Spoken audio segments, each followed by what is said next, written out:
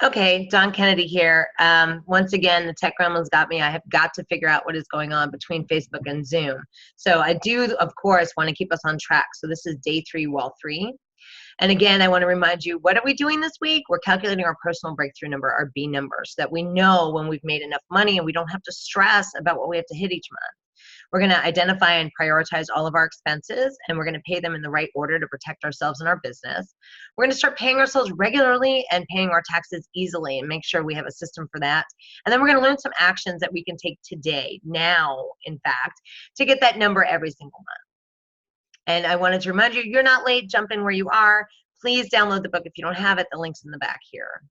All right, again, reminder, B number, what are we doing? Well, we're talking about our 4 walls of business, protecting the inside of our business before we worry about the outside. And the B number includes 4 walls. We've covered 2, rent and utilities or internet and phone, or critical operating expenses is the second one. This one today is the third one, bare minimum inventory or product. So again, why you need your B number, because you need to know what you need to make each month to keep the doors open, and you can reduce your stress and obsessing over money when you have a single number that you have to hit each month, and you will be taking a paycheck doing so. So just the review here, wall 1 is how we got to our customers, and we would pay to access our customers, either rent or internet and the utilities and phone. Wall 2 were those critical operating expenses that we have to transact business. And these are the products or services that you just cannot do business without. So this is wall 3, inventory or product. Now this one here is not only so unique to your business, this is one where people sometimes struggle because they either order too much or too little. And one of the keys to protecting your 4 walls is having the money set aside for the right inventory spend. So if you're in a business that creates or sells products, you're either going to have to buy something finished, or you're going to have to buy all the raw materials. For example, I've got here lash extensions. You actually have to have those in stock and everything that you need to be able to perform that service. If you're on eBay and you're a reseller, you have to have things to sell. So by not being able to do that, or not being able to afford to either pay your vendors or list things yourself, you're not going to be able to make any more money. And a t-shirt designer, instead of having a finished product, probably needs the blanks to be able to do the shirts, the vinyl, and then of course there's some equipment that's required. But the key is to make sure you have the right inventory. So I worked with somebody not too long ago that was spending about $1,100 a month, because that's the number of orders that were coming in for what she did. But her actual spend, where she would be making the most profit and keeping her business afloat, she actually only needed to spend about $650. So her B number was $650. However, of course, she's spending more on what her orders are so that she can fulfill what her customers need. And the reason that we want a minimum spend, and we want to really have a good idea of what that is we don't want that excess stock sitting around. It ties up your money. If you have stock on the shelf that you're not moving, that's where your cash is. So here's how we figure out our minimum spend. In the workbook, you're going to have blanks there, and there's some sheets, and you can write in there how many you sold, what you sold, what price you sold it for, and then what your profit margin was. So what you want to do is look at a few things. Number 1, what is the most popular products that have the best profit margin? The ones that you can continue to sell over and over, even if you're having kind of a slower month on some of your more unique or limited items. You want to consider all of your shipping as a cost that gets built into your real wholesale cost. So if something, has a shipping cost that averages out to $1.25 per item or piece that's in your shipment, you're going to add that to the cost of that item when you figure out what your wholesale cost is. I've seen one too many business owners that have neglected to include the shipping item per piece when they're pricing their merchandise. And we want to make sure that we do that. So that is your wholesale cost. So if you're in a boutique that's doing a 2.5, for example, you would want to make sure that your 1 or your base number included your shipping. This way here, no matter what, you're recouping that amount. And then you want to look at the best return for the volume that is being sold. What is your best seller or your best sellers, 2 or 3? And I want you to look at those with the lowest profit margin as well, or a lower profit margin.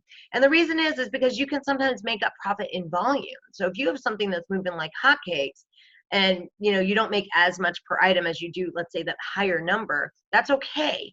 I want you to have those on hand, and I want you to be able to sell them. And then the other thing to consider is your lead time. How long does it take you to get certain items in? Because if you are in a cash flow issue, you may have to be ordering as cash rolls in. And if you have something that's a long lead item, 2 to 3 weeks, for example, that can be a real problem with a lull in sales. Whereas if you have something that you can do 2-day shipping, you can order when you have enough money to make that new shipment, and you can continue to keep your inventory and your cost kind of married together so you stay in business. So the goal is to make sure that you have that right amount of inventory that'll sell in a tight month. This means not letting stuff sit on the shelves. So if you have excess inventory right now, inventory that is tied up is money that is unavailable for anything else. So not a bad thing always, but if you have too much of it, it can be. So some ideas to move your excess inventory. Bundle your products. I talked with somebody not too long ago. She makes custom t-shirts and she does custom logo wear for businesses. And she's a small business and she has some excess inventory. Why not bundle them and offer it as a special for this particular logo type work that she does to area businesses and do 3 shirts for a specific amount of money? The reason is because she doesn't do a whole lot of minimums, and so she can move 2 or 3 or 4 items and bundle them together. So you could walk in as a new business owner and get 3 or 4 shirts. Let's say you're a landscaper and you have a logo. She would only have to do the design 1 time, or would be given that design, and 3 times she would have to make it, but then that's it. So you would sell 3 pieces of inventory. The other thing is to also resell to another wholesaler or retailer. And I know that there are some buy sell groups on Facebook and some other places where you can put your excess inventory, post some pictures, you know, and do it that way. The other thing too is maybe to go ahead and sell some of your stuff online that you're maybe not moving in store. Or if you are an online seller, maybe think about another app, or team up with somebody who is using that app and buy and sell across for each other. And the other thing is to offer maybe a buy one, get one, or a buy one half price, or buy one, get one half price, and you're going to offer a discount when more than 1 item is sold. That's another way that you can move excess inventory. Using the word limited. So in other words, I only have a limited amount at this color. I only have the limited amount in this size. Makes it a little bit more attractive on the marketing side, but also make sure that you're being very clear that you get this and you get this, and it's a limited number. So if you want this thing, I only have 5 to sell you. And I would use that language in there and make sure that you are going and giving them the opportunity to get these limited items. The last thing is to do a flash sale on only your limited items. I'm not really necessarily a big fan of that, because when I see a flash sale with just certain types of things all the time and they're not new items or something, you kind of get that feeling that they've been sitting around for a while and you're just trying to move them. What I want you to do is I want you to move your inventory without devaluing your inventory. So flash sales on only your limited items is kind of my last resort to move your inventory. So to recap, for here we go, the 3 days already: rent and internet or utilities, including your cell phone; critical operating expenses that keep your business running; third wall, which we covered today, is your minimum inventory spend that you're going to keep your business making money. Now, this is something you're going to have to do a bit offline on your own, because you're going to have to identify your biggest profit margin, your best sellers, even if they have a lower profit margin, and then maybe some of your excess inventory. And you know, you can do that through the workbook. If you don't have the workbook currently, you can grab it at entremoneycoach.com. And I wanted to make a note too: if you are in a business that does not have inventory or product at this time, let's say you're in a service business, this doesn't mean that you may not move into that in some way in the future.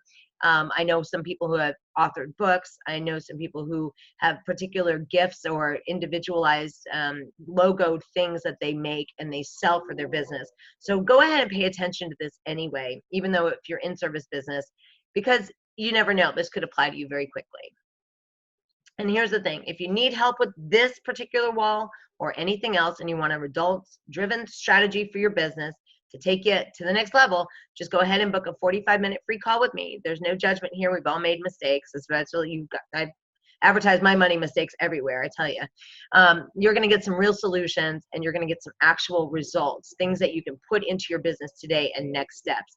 Even if we're not a good fit to work together any other way in the future, that's fine with me. I definitely want to see you get some value and get this B number into your business, because I know how much it is changing perspectives and changing lives. So that's it. Questions, unfortunately, I'm not live again. I'm going to have to spend the rest of the day with the tech gremlins trying to chase them out. So drop them into the Facebook group here, and I will answer them for sure. A last note, Transforming Your Business Money Management is a new Facebook group that was just started in Entre Money Coach. And if you want to get in there, if you need some help building your own money management strategy, maybe tweaking what you're doing to increase your revenue, putting some additional things in place for protection, and making sure you write yourself a paycheck every 2 weeks, that's the goal. I want you to go ahead and join that group. It's free to join. I'll be in there with some live Q&As, and I will also be offering some other advice and tips and maybe some resources that you can use to make your business money management easier.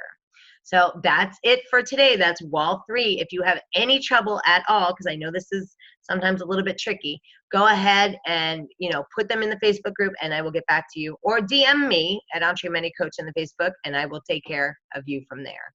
Take care.